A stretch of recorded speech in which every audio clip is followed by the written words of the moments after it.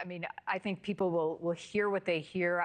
I didn't hear politics in the governor's reaction, but I did mention that it is incumbent upon all of us as Americans to speak up. But our politicians specifically, we hold to a higher standard, and it goes all the way up through the White House.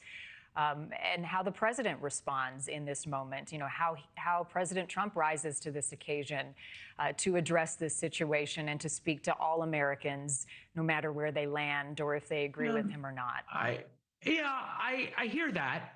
I think we also have to remember, though, who was killed.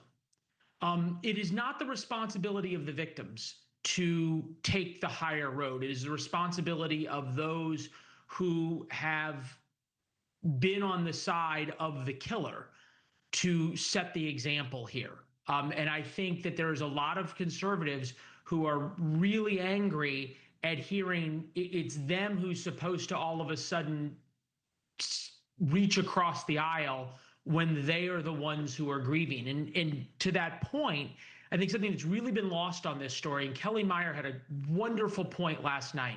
She said she'd been asking senior White House officials when she was at the White House, "Are you okay?" And all of them said no. I've asked my friends in the White House, "Are you okay?" No. This was a close personal friend of so many. And they're dealing with their own real and I think very justified anger at what has happened. And people have warned for a long time. You keep calling Republicans, MAGA, conservatives, whatever you want to call them, fascists, you keep talking about war, eventually this is going to happen. This happened. It is now incumbent, I think, on those who are using the kind of language of the killer to stop using that kind of language and police themselves. We can deal with bringing America together and everything else. I think that is a secondary issue to the direct connection between the language that is being used and clearly what inspired this killer, because he wrote it on the bullets. Right. And while I hear you on that, and I do think that this was a political figure, and he was killed because of what he said and how he felt. But my question remains, I mean, as the president of the United States, he has an opportunity to react to it from all perspectives and speak to all Americans and to not politicize it. Only by politicizing it does it make it harder to Marni, understand. I have to say, I don't know how, when the second most influential person in a political movement is killed, assassinated, and the assassin writes clearly political statements on the bullets, how it is not politicized. No, it is politicized. But what I'm saying, Leland, is as like you had who was killed, it was a political figure, but it's a human. So how do we humanize it?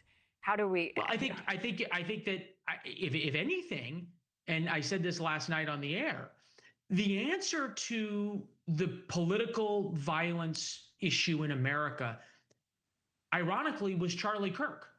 This was somebody who would go into college campuses, which were traditionally liberal bastions. He wasn't always this famous. I was covering him 10 years ago when he was doing this alone, and he'd set up a card table.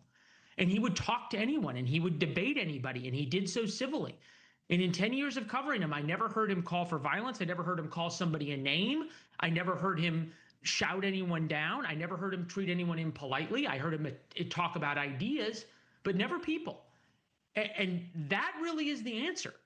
And the thought that he is the person who was murdered, I think says everything in terms of where we are. Charlie was the answer. And that may be really the saddest part, I think, of this story, aside from, as you point out, the human aspect of him as a husband and him as a father, and now kids growing up without their dad who really love them so much.